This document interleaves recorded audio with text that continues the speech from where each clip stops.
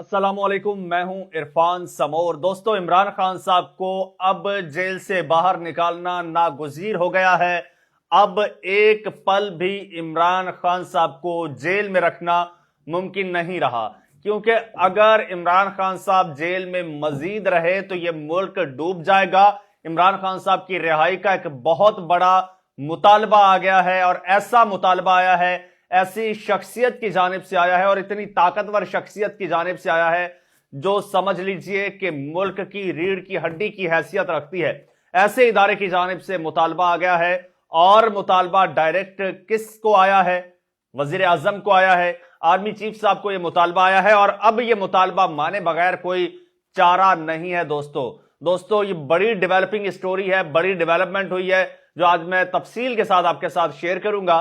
लेकिन उससे पहले नए आने वाले दोस्तों से गुजारिश है कि ये आपका अपना चैनल है, इसे सब्सक्राइब कर लीजिए और घंटी के बटन को लाजमी दबा दीजिए, ताकि हर नई आने वाली वीडियो टाइमली आपको मौसूल हो जाए। दोस्तों, एक बात तो तय है, किसी भी मुल्क की तरक्की का राज जो है वो अमन में है। इवन आपका एक घर है, घर में जब तक अमन नहीं होगा तब तक कुछ भी सीधा सही तरीके से नहीं चल पाएगा, घर का सिस्टम नहीं चल पाएगा। और ये तो मुल्क है, और मुल्क में एक स्पेशली पॉलिटिकल इंस्टेबिलिटी है, और वो आज से नहीं है, वो 75 साल से पॉलिटिकल इंस्टेबिलिटी है, हुकूमतों की इंस्टेबिलिटी है। यही वजह है कि आज हमारा मुल्क डिफॉल्ट के दहाने पर खड़ा है, और हमेशा से हमारा मुल्क नाजुक मोड़ पे रहा है। क्योंकि पॉलिटिकल इंस्टेबिलिटी रही है और हुकूमतें कायम नहीं रही।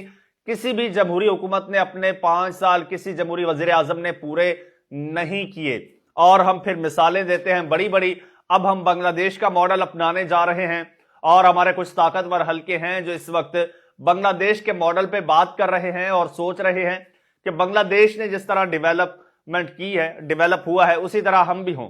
लेकिन वो शायद ये नहीं जानते कि बांग्लादेश की इस वक्त जो मौजूदा हुकूमत है वो 2008-9 से लेकर आज तक एक ही वजीर आजम है, और उस वजीर आजम ने स्टेबिलिटी के साथ जो है अपनी पॉलिसीज बनाई है, और फिर उन पर इंप्लीमेंटेशन हुई है, और आज बांग्लादेश तरक्की की मनाजिल तय कर रहा है। तो अंडर ग्रेजुएट से अब ग्रेजुएट उसमें फेज में दाखिल हो चुका है बांग्लादेश, और बांग्लादेश का 2040 का टारगेट है कि वो डेवलप्ड यानी तरक्की याफ्ता मुल्क बनने जा रहा है। ये बांग्लादेश का मॉडल है, ये बांग्लादेश की पॉलिसी है। हम बांग्लादेश की बात तो करते हैं, लेकिन हमारे यहां सूरत हाल ये है कि हमारा जो ताजिर है, हमारा जो पाकिस्तान का इन्वेस्टर है, या फिर जो बाहर के ममालिक के इन्वेस्टर्स हैं, उनको कोई श्योरिटी नहीं है, कोई कंफर्मेशन नहीं है कि कल को इस मुल्क में क्या हो जाए। पॉलिटिकल इंस्टेबिलिटी है, पॉलिटिकल पोलराइजेशन हो गई है। पहले इनस्टेबिलिटी थी, अब पॉलिटिकल पोलराइजेशन भी हो गई है, और इसका इल्जाम आप किसी को भी दें, लेकिन सब जानते हैं कि इसका असल रिस्पॉन्सिबल कौन है। तो जनाब, अब देखिए, पाकिस्तान को चलाने के लिए पैसे की जरूरत है, बिजनेस की जरूरत है। इकोनॉमी आपकी स्ट्रांग होगी तो आप मुल्क को चला सकेंगे। इकोनॉमिक मॉडल देखते हैं ना आप बांग्लादेश का, तो उसके लिए सबसे पहले तो मुल्क में स्टेबिलिटी जरूरी है। स्टेबिलिटी होगा तो आपका मुल्क फ्लरिश करेगा, स्टेबिलिटी होगी तो आपका मुल्क तरक्की करेगा, इन्वेस्टर आपके मुल्क में आएगा, और आपका अपना जो इन्वेस्टर है वो तभी इन्वेस्ट करेगा, तभी पैसा निकालेगा जब आपके मुल्क में स्टेबिलिटी होगी। यहां पर आपके मुल्क में इस वक्त सूरत हाल ये है